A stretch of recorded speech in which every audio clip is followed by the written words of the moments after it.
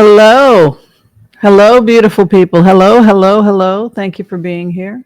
It is I, your favorite Whimsy. There's a lot going on in the news, so I thought I would come on and throw some cards. So let's go ahead and talk about everything that's going on and what we're going to be covering. First off, congratulations to Maria Corina Machado. Maria Corina Machado, she is the winner of the Nobel Peace Prize. She is the Venezuelan opposition leader. Currently, she is fighting against, I believe it's Maduro, is that correct?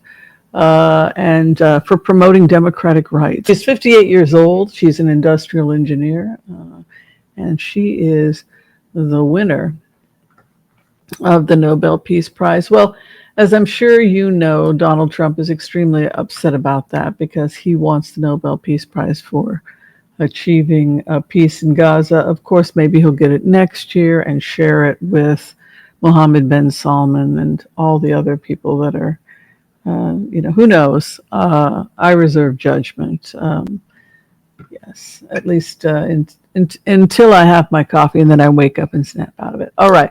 The next thing we're talking about is that the White House says substantial layoffs of federal workers have begun.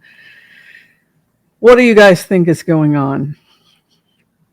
Do you think the situation is such that in order to avoid bringing the House of Representatives back to vote on Epstein, they've decided instead to do this song and dance? I don't know. It could be entirely possible. It could be entirely possible. We'll take a look at that.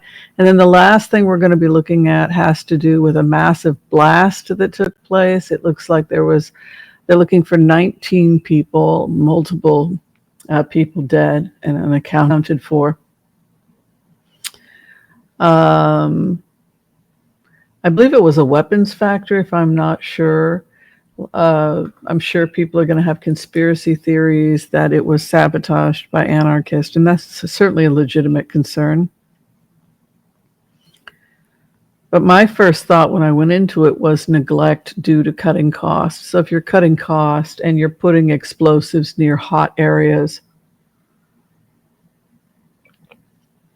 and unsold explosives are beginning to decompose in a hot, warm area, and something happens that causes them to ignite. This looked more like neglect, cutting corners, cutting jobs, etc. may have been responsible for the blast, but we'll definitely take a look at it. Okay, without further ado, I'm going to move this over a little bit. We're going to do the empath prayer and go ahead and take a look at the cards. If you haven't had a chance yet to like, share, and subscribe to the channel, I'd totally appreciate you for doing that. Thank you. Okay, let's do this. Okay, I want to call on white light protection for myself and this community as we ask permission from Spirit to access the Akashic records. We call on our spirit guides and our good angels to be with us. Please give us the clarity and the wisdom that is needed to empower all of us on our journeys to make the best decisions for ourselves, our families, the planet, the people we love, but also to help those that we may have strife with. And together collectively, we say Amen. Let's go in. I am excited. First thing is congratulations to the latest person to win the Nobel Peace Prize. Let's find out a little bit about her. Maria Corina Machado. Let's take a look at her. First off, let's take a look at her future, whether or not she will win. What is the future of Maria Corina Machado?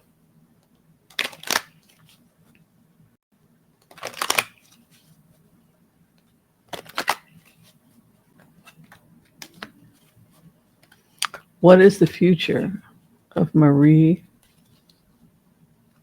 Corina Machado? Her first card is that she must fight to defend the land. Seven of Wands is when you stand high above everyone else in a position of being high on the mountain because you know what you're doing is the right thing. So where Maria stands at this time is in a place of fighting for her country that she very much loves. Seven of Wands is associated with, excuse me, Seven of Wands is associated with standing above others while being attacked from multiple sides. It has to do with protection of the land or space. Remember, time and space are integral parts of the nature of the wands. The wands are always about time and space, and so it's that need to defend one's space or one's territory that we see with her. Her opposition at this time, her opposition is victorious, at least for the next 6 months. So we see her opposition is winning. The centralizing of power, receiving of foreign money. Hopes and fears. The Knight of Cups offers that she can't turn down. She will refuse. She fears being seduced, welcomed into the existing government, being given an office job.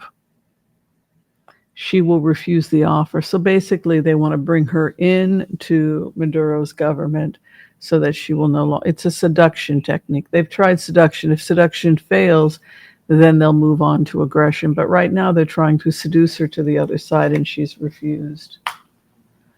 There's her Nobel Peace Prize award.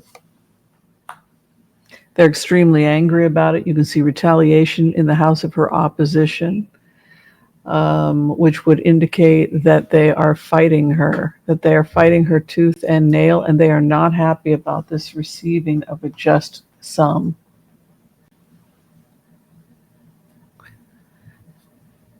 The hope and the fear. Chariot, the race. The chariot can be a little literal race, a political race.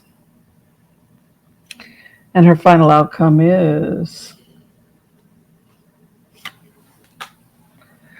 they could forcibly arrest her if she does not cooperate and join the existing political system. They're offering her a job. And if she refuses because they're angry, the Nobel Peace Prize puts her life at greater danger. Because now they really see her as a threat. So when they gave her the Nobel Peace Prize, it was with the best of intentions. But what the Nobel Peace Prize Committee doesn't understand, which you see as a remote viewer, is that by doing that, it's as if they signed her death warrant. We're going to give you this great award that you're the Nobel Peace Prize winner. How do you think the junta-like government of Venezuela being headed by Maduro is going to respond to that? You have to think about everybody's responses to your behavior, not just your own choices. And what you see in that is extreme anger. And to have a 10 of Wands, she could be locked up or imprisoned with that type of a card reading. So we have to pray for her that she remains safe and that she continued to fight the good fight, because it could turn bad for her fairly soon. And the Nobel Peace Prize, unfortunately, worked against her in that sense. So whether or not she's going to get some help. Again, we have the same card. You have 72 cards. What are the statistical odds that the first card you pull twice would be the same card? The first time it was 1 in 72. The following time it was 1 in 72. So you would do 72 to the second power? Is that right? How does that work? Her opposition is happy. They've won. Hopes and fears. She has stressful nights. And then the final outcome as a result, she will be able to make a deal with the West, and she will likely have hard days will come for her, but eventually she will win. She reminds me of Nelson Mandela. She could be wrongly imprisoned and then released and go on to become the next president of Venezuela with those types of cards. All right, so the next thing we're looking at has to do with the bombing that took place in Tennessee. As many of you know, a factory in Tennessee, there was an explosion that went off. Many people were killed, 19 are missing. Let's go ahead and see if we can find out any information about what happened with the bombing. Was it an accident? Was it intentional? Was it deliberate arson, a political statement? Or was it simply neglect because they had understaffed and neglected old weapons that eventually detonated? I'm going to go ahead and go with B, that this is a case of neglect and irresponsibility in Tennessee, a poor state where they were not keeping up with their responsibilities in terms of properly storing these types of weapons. And it's going to go back to an issue not of arson, but of neglect. But let's see if I'm wrong. Let's see if I'm right or wrong. Let's take a look. What was the cause? Let's take a look at that.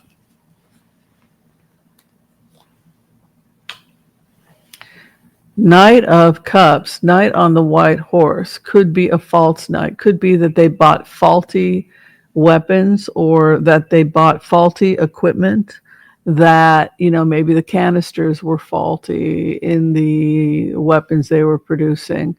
But there is some kind of deception that may have happened. The dark aspects of the Knight of Cups, Knight on the white horse, is that he's a smooth operator. So a smooth operator was involved.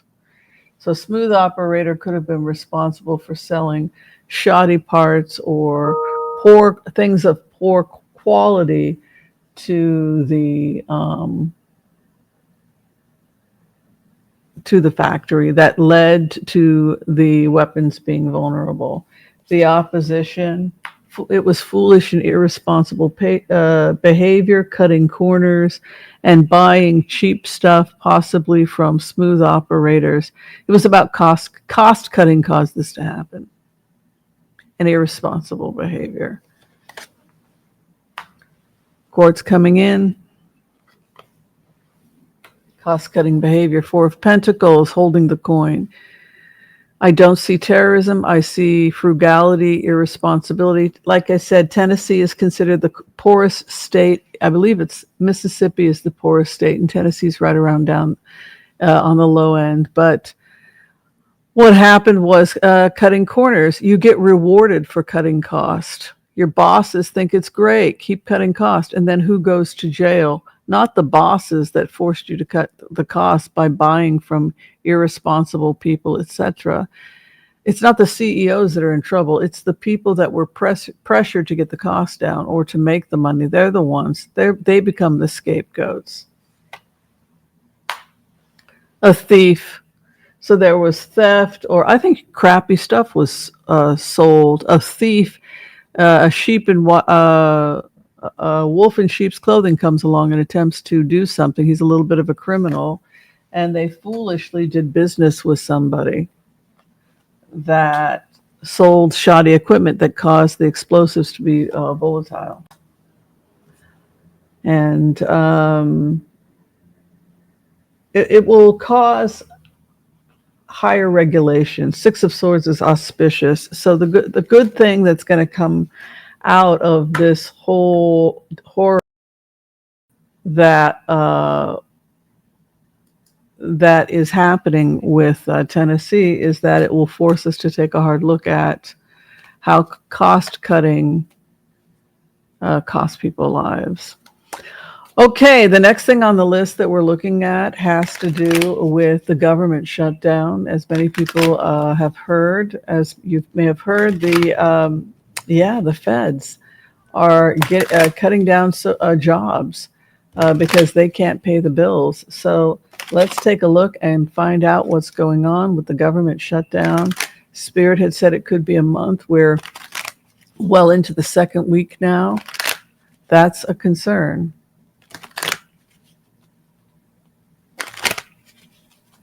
And the first card is over the government shutdown is holding on to the purse.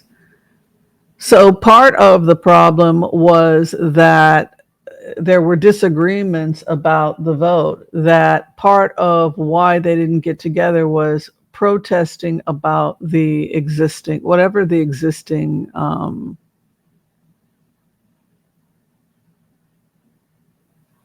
whatever the bill is, whatever the financial bill is that they're having some kind of a moral problem with, it certainly comes up here because frugality is you don't want to share the coin, you don't want to give up the coin. So that in addition to what's going on with the Epstein uh, expose, with the Epstein file, there are also strong disagreements in the House. They're concerned, perhaps on both sides, that they don't have the vote to get the bill through that they want.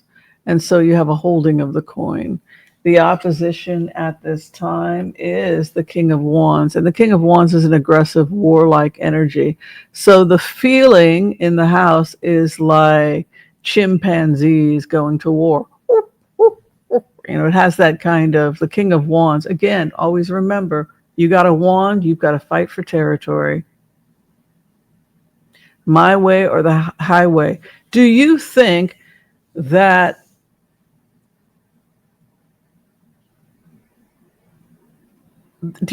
Mike Johnson can hold on to this?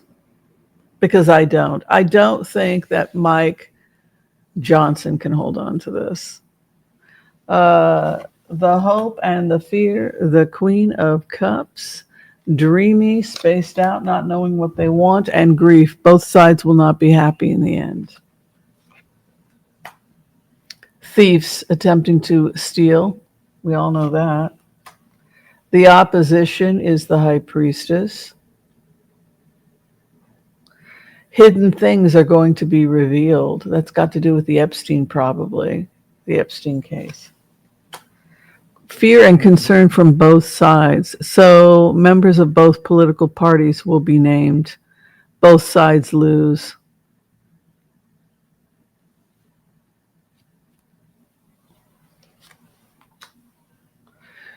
The shutdown will last 3 weeks. They'll be negotiating a return within 3 weeks. Return to session. Anybody here know how I came to that number? Yeah, you know me. 3 of Pentacles. Yeah, a weekly paycheck. So Pentacles are usually read as weeks. 3 weeks, the contract comes. So if that's 3 weeks from today, that's pretty awful. So if that's 3 weeks from today, we're talking about sometime in early November. We get to an agreement. If they're talking about a total of 3 weeks, then it's going to be resolved sometime next week. My feeling is they'll be back in session within a week, and that they will work out. They'll work out a deal within 4 days of their return from session.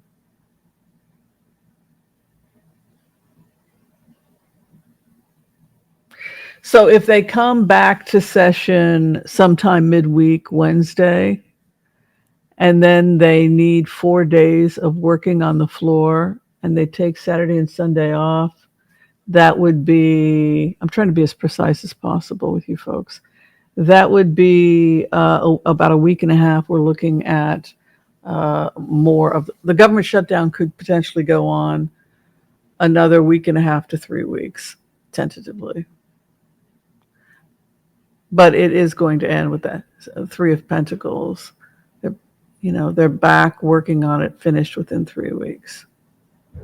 All right, there you have it. I hope you enjoyed this quick video. If you're trying to get in for a reading with me, gosh darn it, I would love to give you a reading.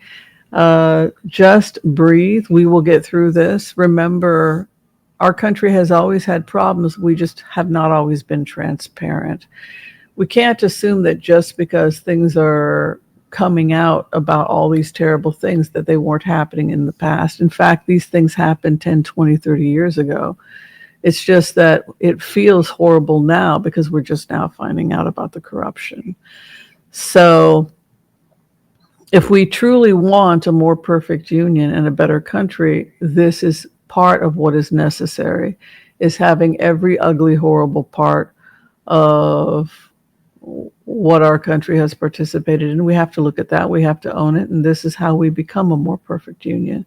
and it's unpleasant that this stuff is coming out. But again, you know, testimonies from the victims are going back to the 90s, right? So we have to understand that these terrible things that have been going on with Epstein, with corruption, et cetera, have gone on for a long time with human beings. If you look at the history of England, medieval England, you know, how horrific things were. And so the more we learn, the more we evolve towards perfection, the more we evolve towards that which is good. And in the arc of spirit, this is just a blip in the road. But continue to do your work. Continue to do your work to master something. It's not about being Yitzhak Perlman. This is what I tell myself. It's about my personal relationship with the violin, right? It's about the spiritual benefits that come from putting all your attention on being the greatest master you can of something, the perfect poem. You know, the perfect book, whatever it is you're working on, strive to mastery. All right. Thank you, everyone. All right. Thank you, everyone, for being here. If you're trying to get in for a reading with me, you can find all the information below. Be kind to all so that all will be kind to you too. God bless. Peace out. We'll see you next time, everyone. Thank you so much for everything. And don't forget to subscribe because I'm almost at 100,000 and I'm very excited about that. All right. Bye. So guess where we are right now? Where are we right now? We're actually in the Ferndale. Yeah. And this is a very sacred place because this is where, after I was decided to get a divorce, I was really stressed out.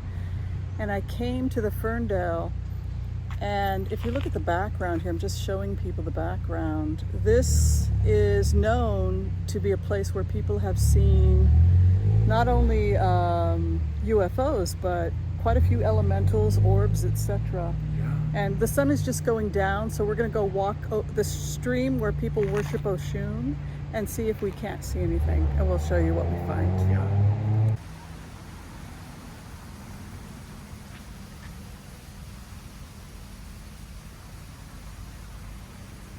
In the heart of Los Angeles, it's hard to believe something this beautiful exists. You can really feel the elementals and all that positive good energy when you come here. It's like a dream.